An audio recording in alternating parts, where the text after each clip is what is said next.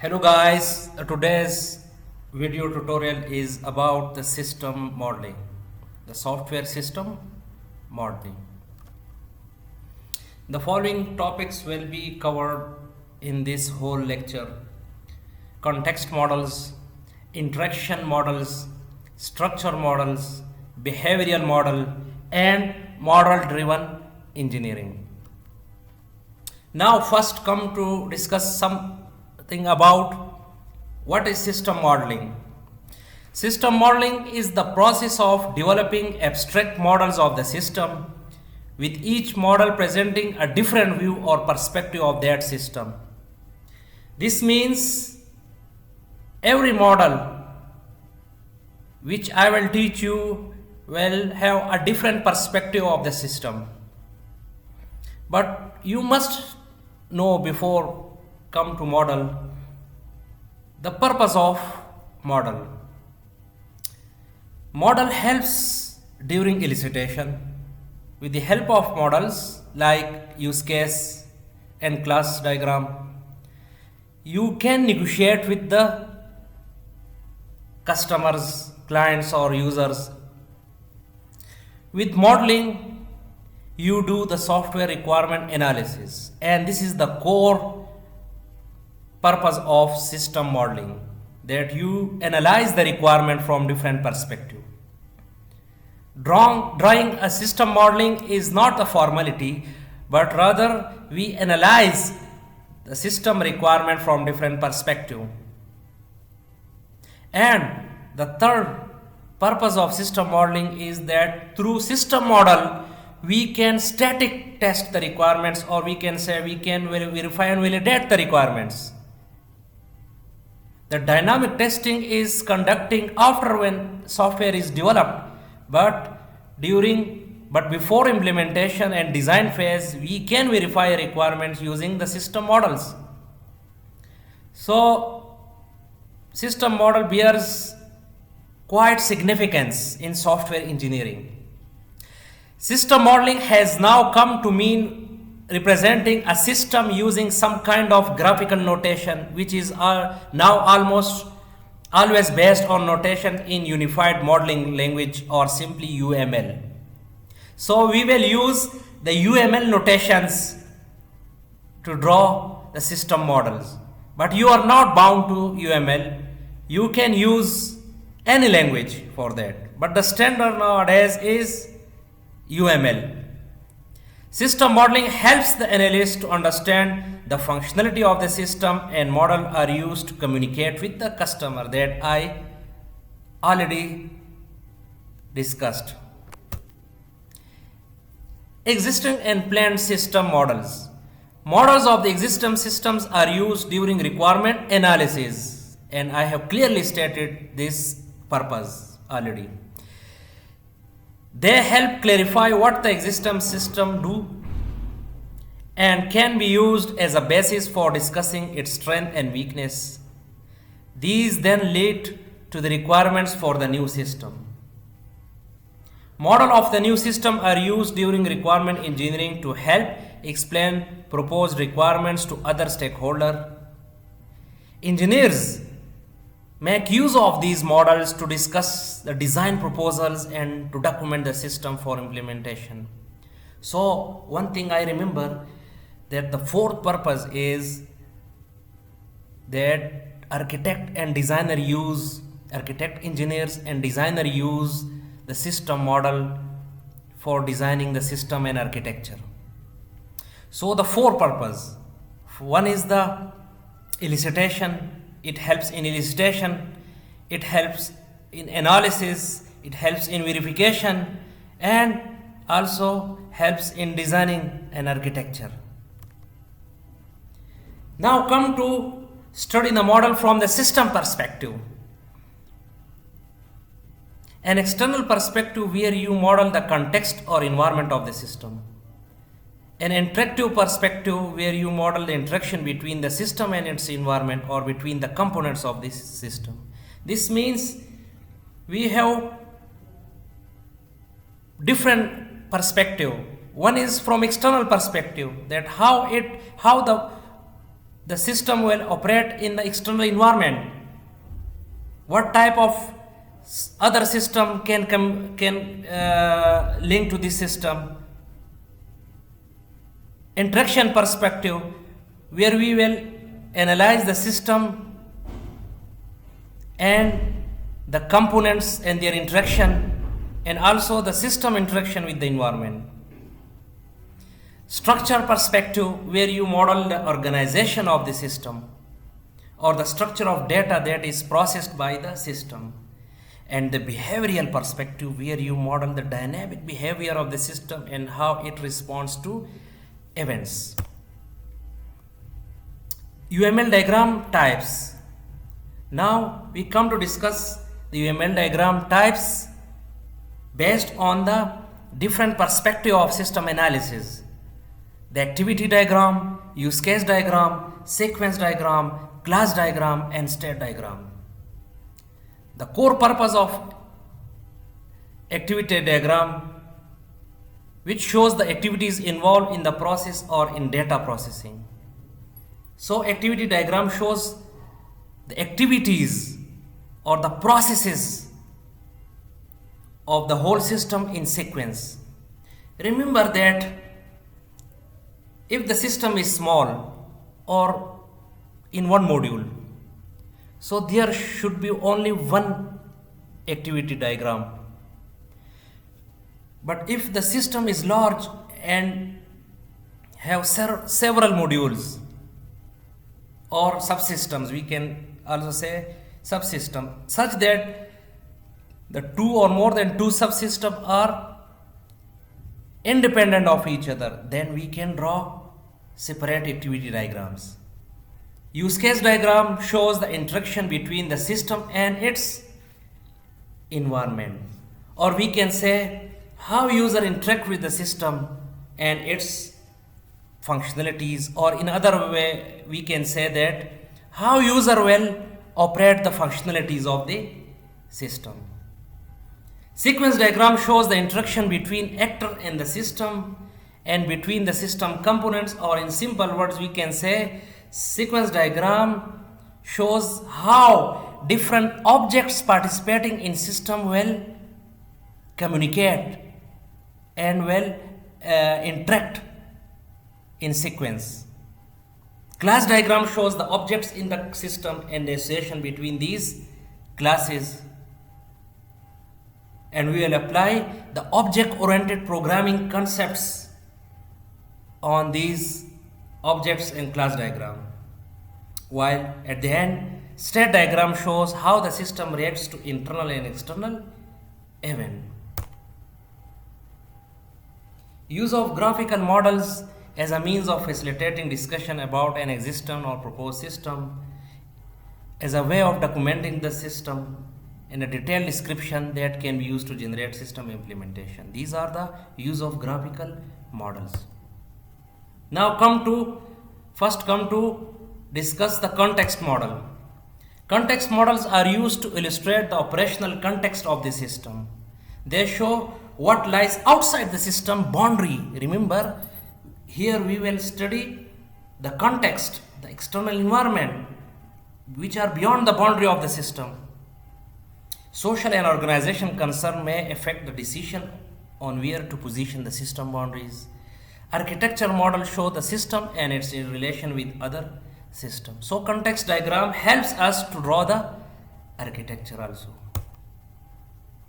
System boundaries are established to define what is inside and what is outside the system.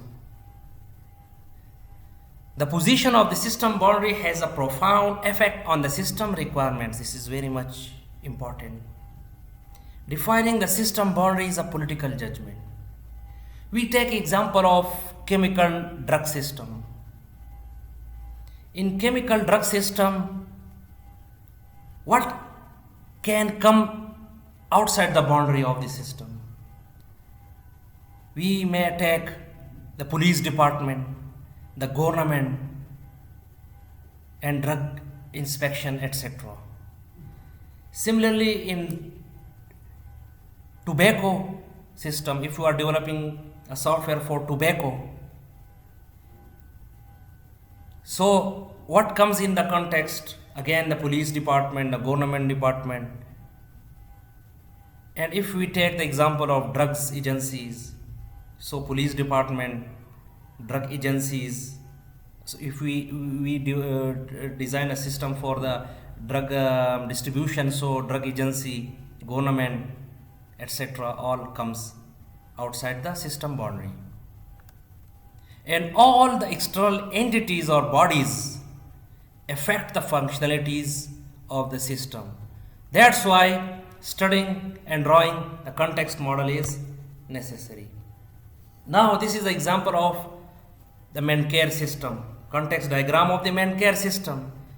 Here you can see our system Mencare, and these are the systems in the context which are outside the boundary. We have a system, admission system, prescription system, appointment system, HC statistic system, and management reporting system. Process perspective. Context models simply show the other system in the environment, not how the system being developed is used in that environment. UML activity diagram may be used to define business process. So context diagram does not show the business process of the system. For study the business process of the system, we will use the activity diagram. This is the example. We will follow the standard notation. This is called fork. This is a sign of the fork. What is the function of fork? Here different process combines. Different process combines. And this is for the decision. The decision can be either 1 or 0, means true or false. And these are the system, and this is start point and this is end point. So this is the whole process activity model. So confirm detention decision. So we have two options: inform patient of rights, record detention decision.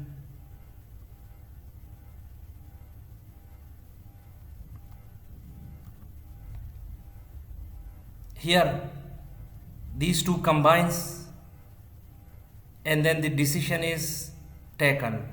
If it is dangerous, then comes to find secure place. If it is not, then admit to hospital. The patient will be admitted to hospital if not dangerous. And these are the context in the system context. Then find a secure place.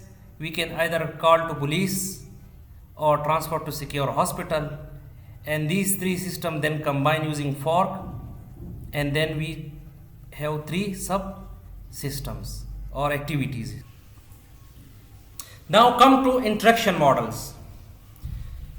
Modeling user interaction is important as it helps to identify the user requirements.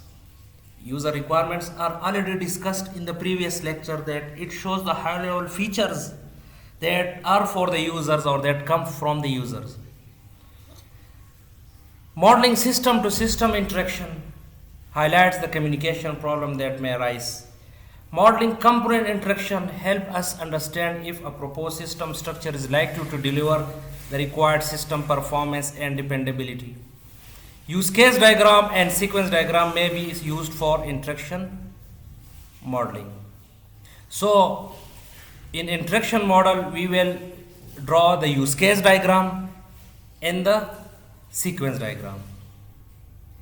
Now come to discuss the use case modeling. Use cases were developed originally to support requirement elicitation and now incorporated into the UML.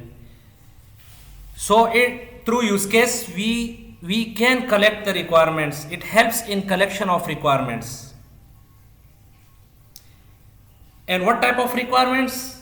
The user requirements.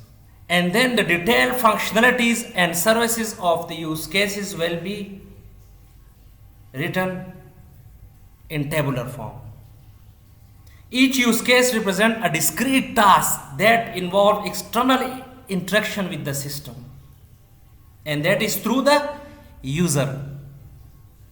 Actor in a use case may be people or other system. So actors are used in use case which show mostly the people but can be the other system. This means other system can operate the functionalities or the features. So actor can be the system. So this is an example of use case. We have two actors, medical receptionist and patient record system. So this is the system, and system is considered as an actor, and this is medical receptionist, which is a person, and the purpose of this use case is transfer the data. So this is actually the user requirement or the feature. Medical receptionist transfer the data through a user requirement to other system, and this is the use case in a main care system. Use case in the one of the use case in the main care system. Tabular description of the transfer data use case. As I stated that use case is basically for the user feature or the high level requirement, user requirement, but the detailed functionalities or services will be written in the table. So the performance of actors. Actors are medical receptionist and patient record system. Description. A receptionist may transfer data from a care system to general patient record database that is maintained by the health authority. The information transfer may either be updated personal information or summary of the patient diagnosis and treatment. So this is the description of the actor. And what kind of data transfer? Patient personal information and treatment history. Stimulus. Stimulus means the action from the user. So user will put a command, and that will be through function, the core functional requirement. So stimulus are actually the service or the action generated by the functional requirement, detailed system requirement. Response. What system response as a result of stimulus? So that is confirmation that the history or the record data has been updated. So there can arise a problem. So data may not be saved. So we will wait and see the response, and we'll see what can be the problem with that. So what will be the input stimulus, what will be the output response, and what kind of data flow, and what are the detailed functionalities in terms of stimulus. So we will write this table. Now use cases in main care system involving the role medical receptionist. These are the 5 features considered for the use cases. The first user requirement is register patient, patient registration, unregistered patient, view patient info, transfer data, contact patient. But remember that this depends on the analyst. If he does not consider this as a use case, so view patient info can come inside this use case. This means this use case will become more complex. In advanced level, if you study the software engineering use cases, so we then categorize use cases as either simple, average, or complex.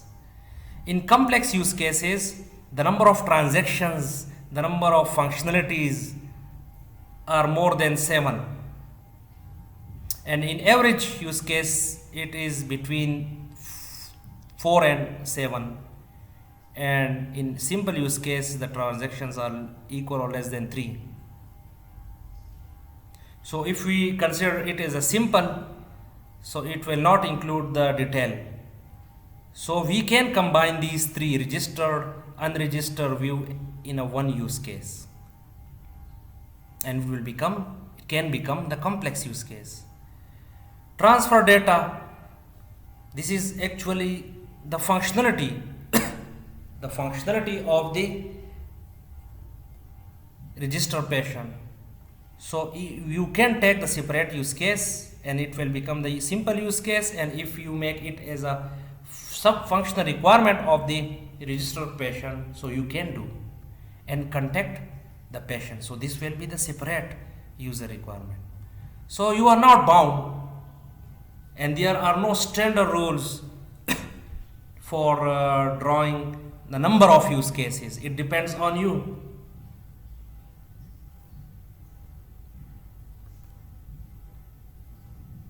Now we discuss the sequence diagram. Sequence diagram are a part of UML and are used to model the interaction in objects within a system. Remember, it shows the interaction of the objects in between. A sequence diagram shows the sequence of interaction that take place during the particular use case or use case instance.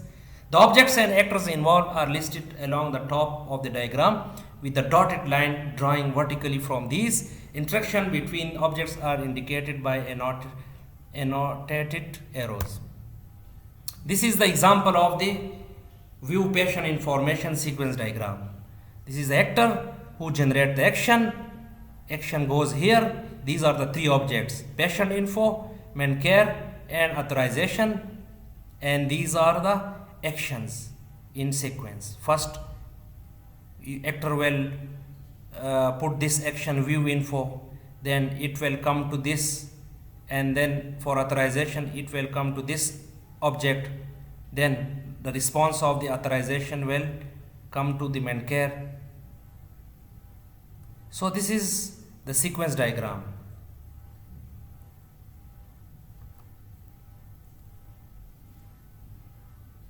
Sequence diagram for transfer the data. So in which sequence the data is transferred, it is shown here with the help of this example. So this is a medical receptionist, update info, update PRS authorization, and then response. So updation can come, updation okay, message okay, message will come to the patient. So this was the example of sequence. Now structure models. Structure models of the software display the organization of the system in terms of its components that make up the system and their relation. In simple words, we can also call the interaction of different components together. So we will then map these components into the different classes. Structure model may be static model which show the structure of the system design, or dynamic model which show the organization of the system when it is executing. You create structure model of the system when you are discussing and designing the system architecture.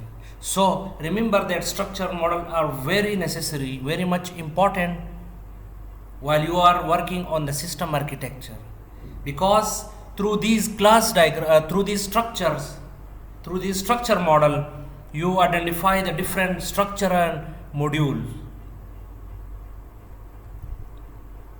Class diagram is the example of the structure model.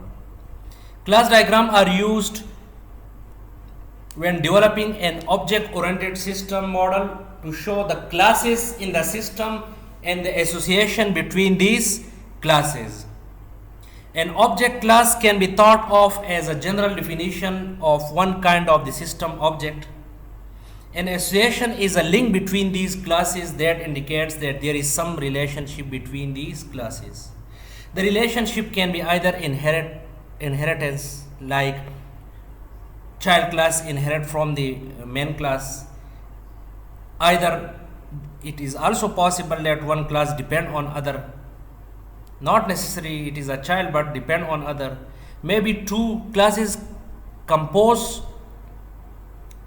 and composed another main class, or we can say two or more than two class cannot work isolatedly but work in a composition, or there can be the simple association in the two classes.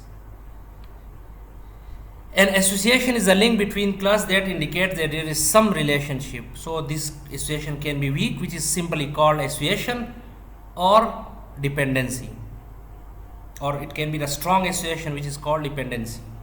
When you are developing model during the early stages of the software engineering process, object represents something in real world such as a patient, prescription, doctor, etc.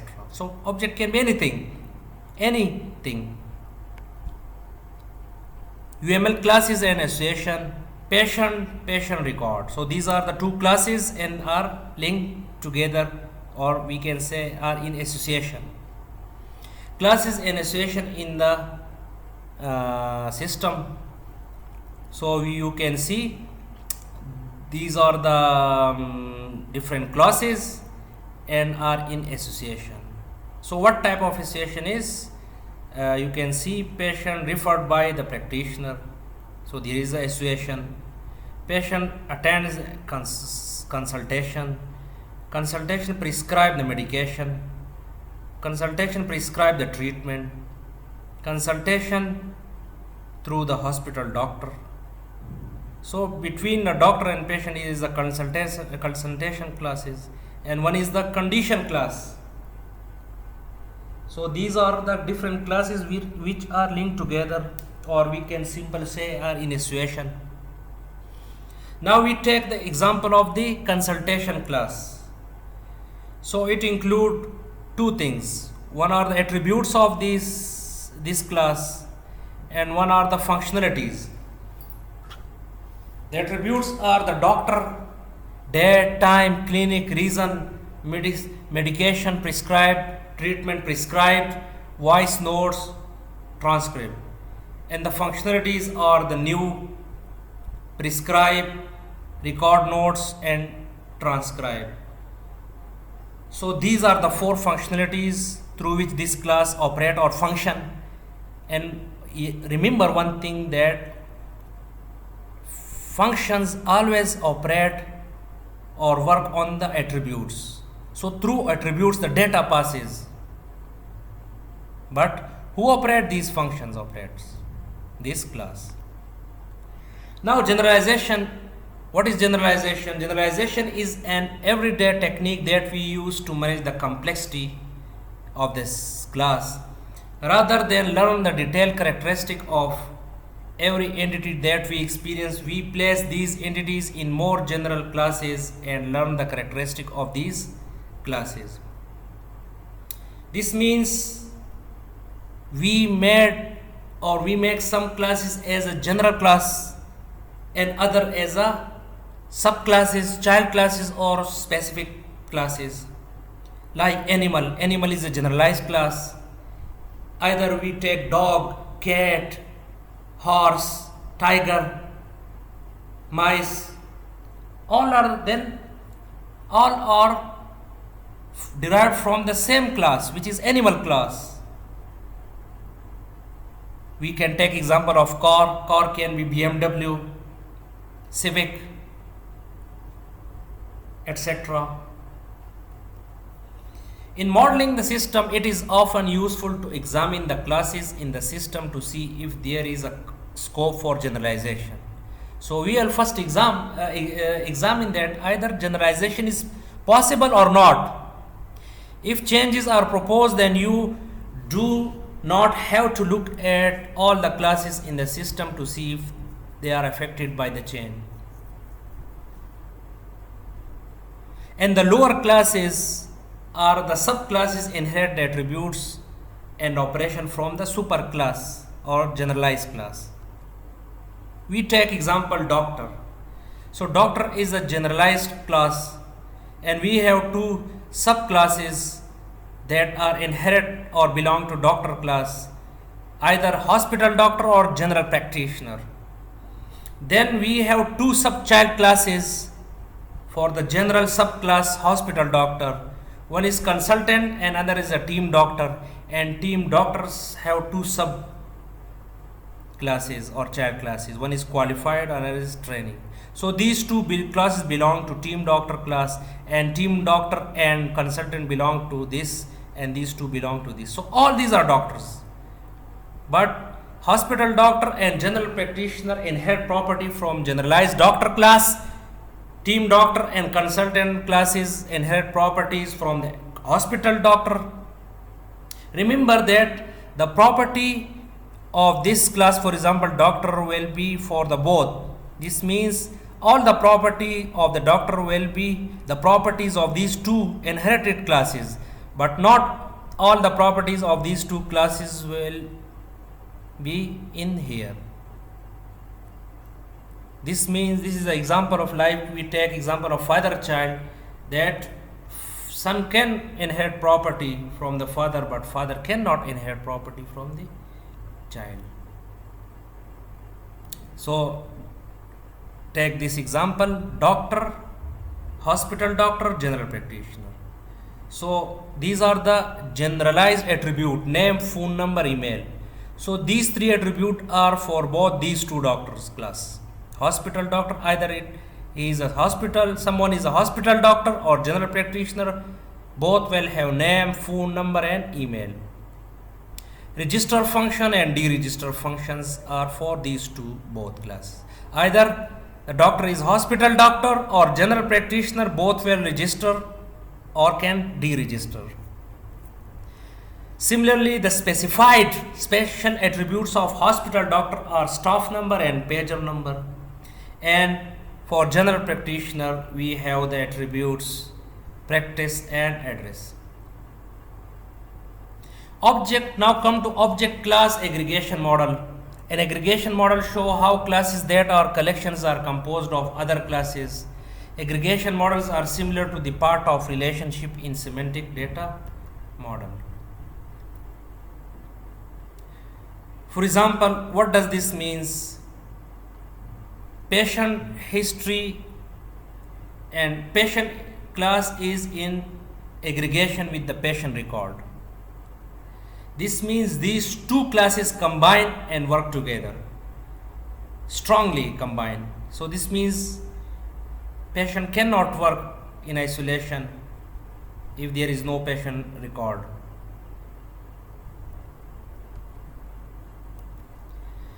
This was all about the models and their purpose. Remember that models are very necessary. If you want to show your process from start to end